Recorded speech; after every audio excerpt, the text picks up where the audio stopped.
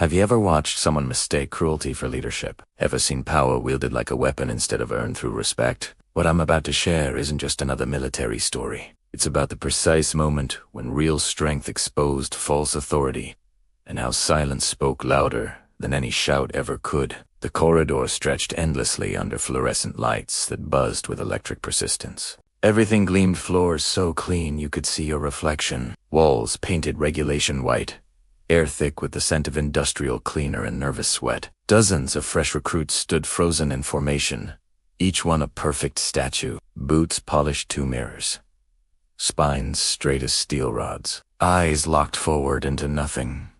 Nobody fidgeted, nobody swallowed too loudly. The very act of breathing felt risky. At the corridor's end stood a man whose reputation preceded him like a cold wind, Captain Richard Hale. If you asked around base, you'd hear stories. None of them warm. Picture someone built like they were carved from granite broad shoulders, square jaw that looked incapable of smiling, and eyes that seemed permanently narrowed, always hunting for your weakest point. Hale operated on a simple philosophy.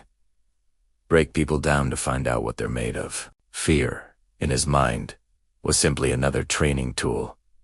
Shame, just motivation in disguise. His footsteps began. Each one landed with deliberate weight, echoing off the walls like a countdown. He moved slowly down the line, unpredictable as a storm. Sometimes he'd stop for seconds, sometimes minutes. He'd circle someone like they were prey, finding fault in a crooked collar, a scuffed boot, a breath taken at the wrong moment. His voice would snap out sharp, cutting, designed to wound. These recruits had survived weeks already. They knew the drill. But somehow, every inspection felt like standing on ice, waiting for the crack. Midway through the formation stood someone you might not notice at first glance. That was deliberate. Emily Carter wasn't particularly tall or imposing. She had a lean build, more runner than bodybuilder, with dark hair tucked precisely under her cap. Her face revealed nothing, not confidence, not terror, just absolute stillness. The kind of calm that comes from somewhere deep, from choices made long before this moment. Her uniform was immaculate, but not showy. She wasn't trying to win awards or hide in corners. She simply existed in that space with quiet certainty. Captain Hale's boots stopped directly in front of her. His eyes traveled slowly from her boots upward, measuring, calculating, searching for ammunition. The silence stretched like elastic ready to snap. "You there," he said flatly. Emily's gaze remained fixed forward. "Sir? I said you?" His voice carried an edge now. Shoulders back. Proper stance. She adjusted immediately. "Yes, sir." But her response came a heartbeat too late. Just a fraction of hesitation. But Hale caught it. His mouth curved into something that resembled a smile but held no warmth whatsoever. Around them, other recruits tensed. They'd witnessed this smile before. It meant someone was about to become today's lesson. "You know something interesting?" Hale's voice rose, projecting across the entire hall now, making certain everyone heard. "There's always a few who slip past the standards. Always." Emily said nothing. The rules were clear speak only when addressed with a direct question. Hale moved closer, invading the invisible boundary of personal space. "You look like you'd be more comfortable pushing papers in some office somewhere. Or maybe at home cooking dinner, not standing here among real soldiers." The words hung in the air, heavy and deliberate. Tenia, that voice dripping with contempt. "So tell me, Carter, what exactly made you believe you belonged in this line?" Silence. The question was rhetorical anyway. Emily knew better than to answer. "Nothing?" Hale's smile widened. "Of course not." He pivoted slightly, addressing the entire formation now. "This, everyone, is what weakness looks like when it tries to disguise itself. Small, quiet, waiting for others to carry the weight." A few recruits shifted, almost Emily's jaw tightened by perhaps a millimeter, barely noticeable unless you were watching closely. Hale's attention snapped back like a whip. "Eyes on me when I'm addressing you." Emily turned her head toward him. Her expression remained neutral. That tiny movement was all the excuse he needed. You think discipline is optional, Cart? You think the rules bend for you? His hand came up fast as sharp, open-palmed strike that connected with her cheek. The sound cracked through the corridor like a gunshot. Emily's head snapped sideways from the impact. Every recruit in that hole felt their heart stop. The air itself seemed to freeze, but Emily didn't fall. Didn't raise her hand to her face. Didn't make a sound. Slowly, with deliberate control, she brought her head back to center. Her eyes found their forward position again. No tears, no trembling, nothing. Hale had expected something different. Anger, maybe. Fear, certainly. Perhaps tears or shouting. Instead, he got perfect, unwavering stillness. His face hardened further, frustration creeping into his features. That's it. That's all you've got. His voice carried genuine disbelief. Pathetic.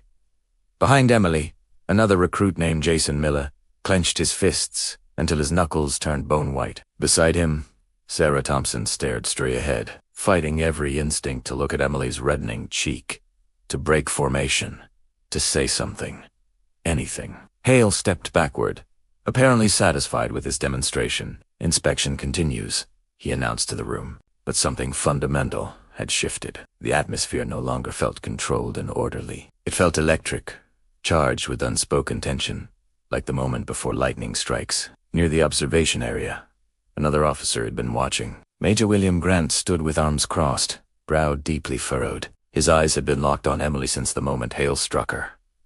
Grant knew things. He reviewed personnel files religiously, knew every recruit's background. That name Emily, Katerhi.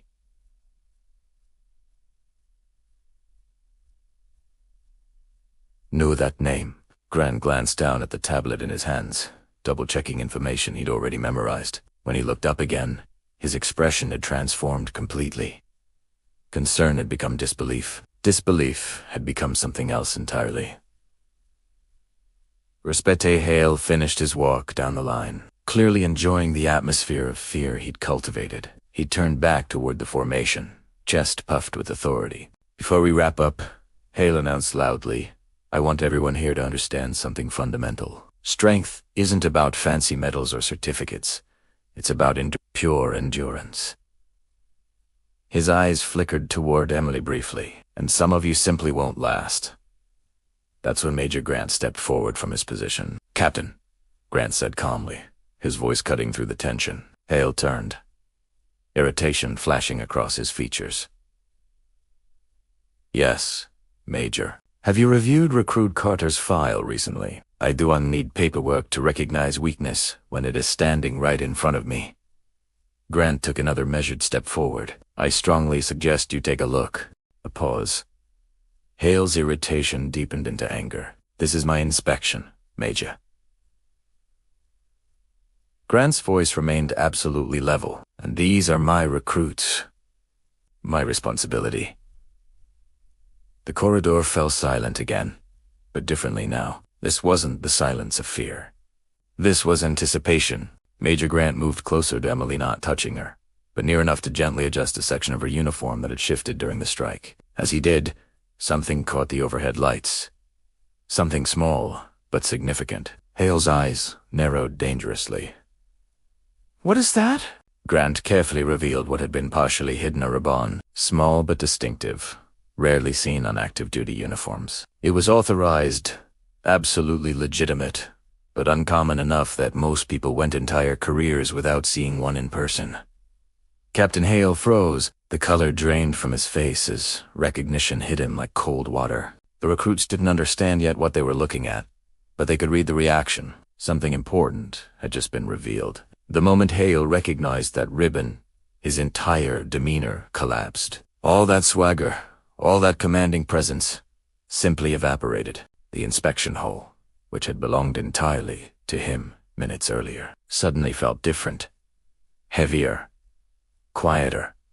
As though the building itself was holding its breath. Major Grant spoke clearly, making certain every word reached every ear in that corridor. He explained, calmly and factually, that Emily Carter had received one of the highest honors for bravery, not in combat, not during a planned operation, but during an off-duty incident where lives hung in the balance. No cameras present, no media coverage, no audience at all, just pure instinct, courage, and action when others froze in shock. She'd acted not because orders required it, not because anyone was watching, but because it was the right thing to do. The recruits listened, stunned into absolute silence. This woman, the same person who'd just been publicly humiliated. Cold weak struck across the face, had faced genuine danger and responded with extraordinary courage. Eyes that had judged her size, her gender, her quiet demeanor, now held something entirely different.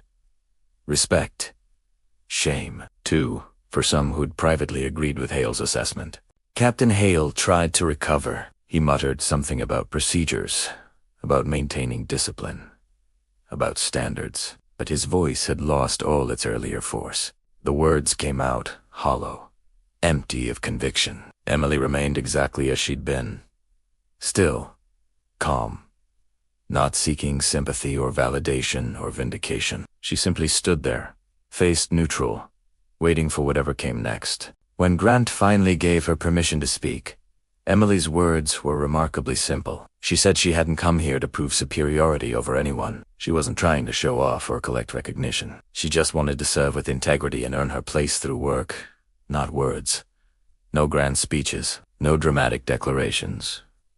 Just truth, delivered quietly. That honesty landed with more impact than any confrontation could have achieved. For the first time in years, probably, Captain Hale had absolutely no response. As the inspection formally ended, Emily returned to formation. But the room had fundamentally changed. Power had shifted, not through violence or volume, but through dignity and restraint. Every single recruit present understood something clearly now. Real strength doesn't announce itself. It doesn't need to. After dismissal, the corridor emptied slowly. Captain Hale remained standing near the inspection line longer than necessary, staring at the polished floor as though searching for answers in his own reflection. For years, authority had been his armor. That day, it had failed him completely. N'ete excite.